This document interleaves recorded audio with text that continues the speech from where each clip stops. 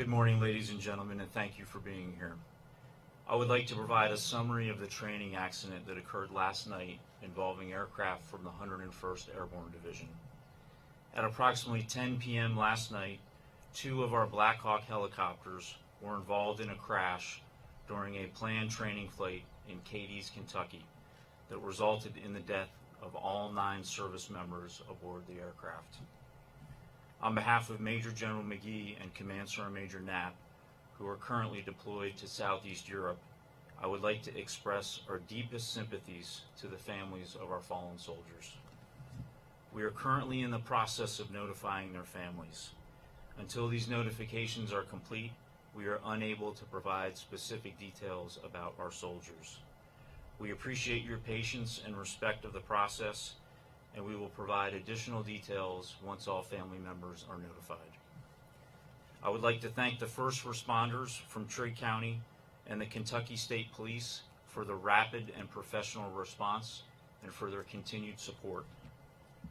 The Army has deployed an aircraft safety team from Fort Rucker, Alabama, who will arrive later today and will immediately initiate an investigation to help us understand what caused this crash in order to prevent accidents like this from happening again.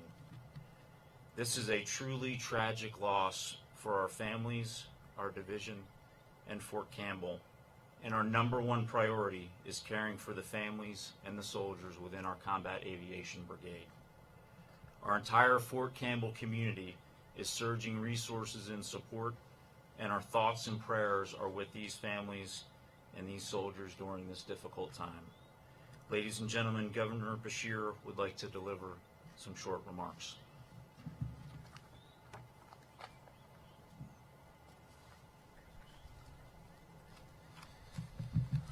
Good morning.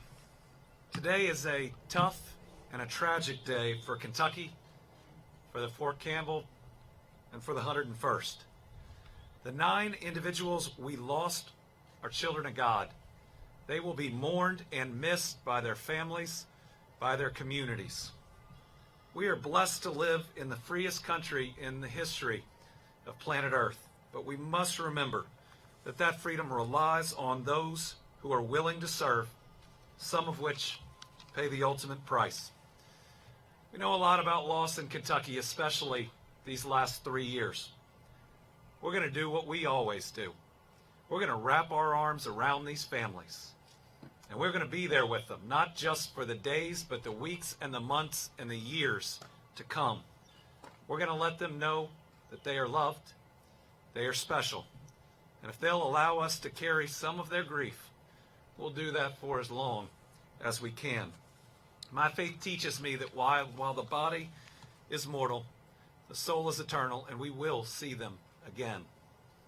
This morning I talked to Governor Bill Lee, who expressed his grief for this loss and his similar commitment to these families. There are no state lines when it comes to taking care of these families and helping them with their grief. Finally, I also want to thank the first responders who came from the entire region. They're on the ground immediately after this incident, doing everything that they could. The first responders included the Kentucky State Police, Trigg County Emergency Management, Trigg and Christian County Sheriff's Offices, Trigg and Marshall County Rescue Squads, East Golden Pond and other Trigg County Fire Departments, Trigg County EMS, and the Christian County Emergency Management. Listen, here in Kentucky, and I know in Tennessee, we love Fort Campbell. We love all the people that live here and that work here. They're a part of our community, of who we are. Their loss today is our loss. And we're going to stand with both those that are here today, and again, we're going to make sure that these families know that they are loved and that they are not alone. Thank you.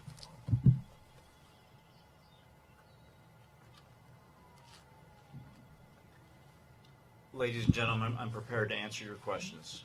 Yes, ma'am.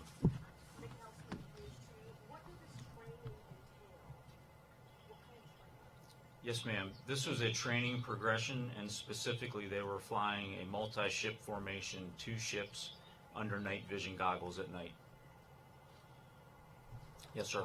Warwick with Channel 4 out of Nashville. For folks who aren't familiar with the training exercises, is it typical to have that many people on a helicopter? Was it 5 and 4, or how many were on each helicopter? And is it typical to have that many on a helicopter in that sort of training exercise? Yes, sir. It was 5 and 4, and that is fairly typical. There's a pilot, a co-pilot, a crew chief, and then often you'll have medics or other personnel on the aircraft as well.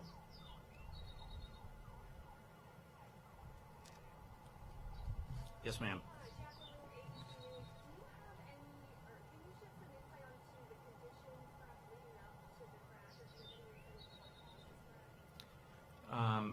We have a safety team coming from Fort Rucker, Alabama, who specialize in aircraft safety and specifically these investigations.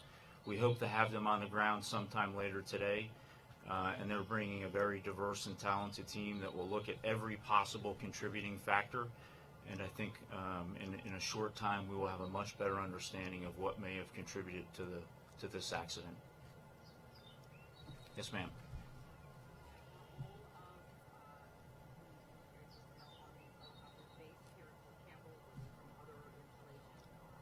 Yes, ma'am. Thank you. They were all based at Fort Campbell in the 101st Airborne Division. Yes, ma'am.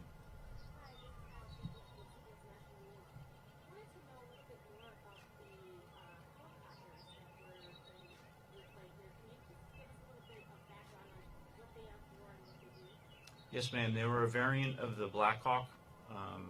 In these specific aircraft were medical evacuation aircraft. However, we believe that they were the accident occurred when they were doing flying, not deliberate medical evacuation drills. Correct. Yes, ma'am. Yes, ma'am. At this point, we don't know. We're hopeful that when we get the team from Fort Rucker here and they're able to pull some of the data out of the onboard computers, that we'll have a better understanding of exactly what happened. Yes, ma'am. Was there any sort of signal at radioing for help or anything like that for you to that day? No, ma'am. Yes, ma'am. Describe the location as to where the crash happened. Was it in any proximity to residential property? Yes, ma'am. Despite our losses, we were lucky because they were able to land in an open field across from a residential area. So thankfully there were no additional casualties or injuries as a result of the aircraft crash.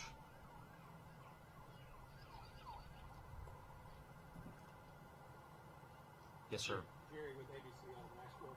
Are these helicopters you talked about getting data from them, are they equipped with like a black box like we hear passenger planes go down, or is it more just computer type instruments that you would look at? Yes, sir. They do have something very similar to the black boxes that we see on the larger aircraft, and we're hopeful that that will provide quite a bit of information of what occurred. Yes, ma'am.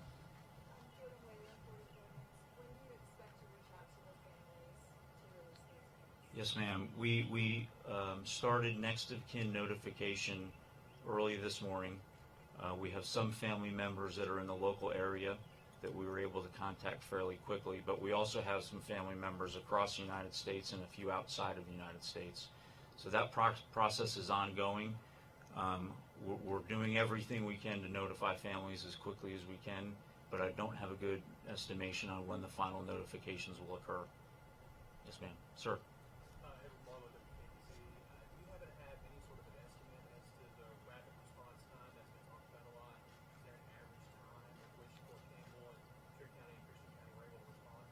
Yeah, I don't have an actual response time, but I will tell you that we know that they responded incredibly quickly and immediately established communication with our leadership here at Fort Campbell, and then jointly we were able to secure that location and get the right folks there to start helping at the site.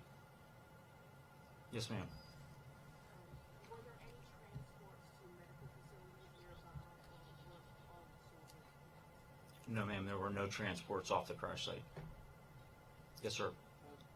How was the post made aware of the crash? Were they being monitored by radar? Was there radio communication, or was it people in the area that called 911? Yes, we had other aircraft in the vicinity, so we were actually notified via multiple means. One was by the Trigg County first responders was one of the calls, and then we also had aircraft that were able to quickly move to that location and actually stayed overhead for quite some time.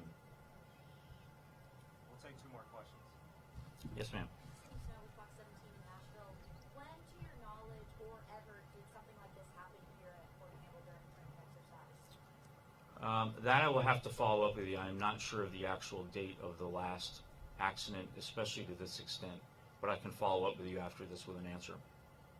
Yes, ma'am. Going forward, how will you take extra safety precautions to ensure that this doesn't happen? Yeah, that's a great question. Everything we do, safety is integrated into this. And for context, when we do any training, but especially aviation training, they do very, very detailed planning, very detailed rehearsals. Depending on the risk of the operation they're doing, has different levels of approval from the command. So we will always relook our safety precautions and our measures. But this was, like all of these training events, safety is a primary focus for us. Thank you. Thank you all for attending. This concludes the press conference. You'll be able to find a press kit with the QR code you're provided. If you didn't get one, I will provide one to you. Thank you.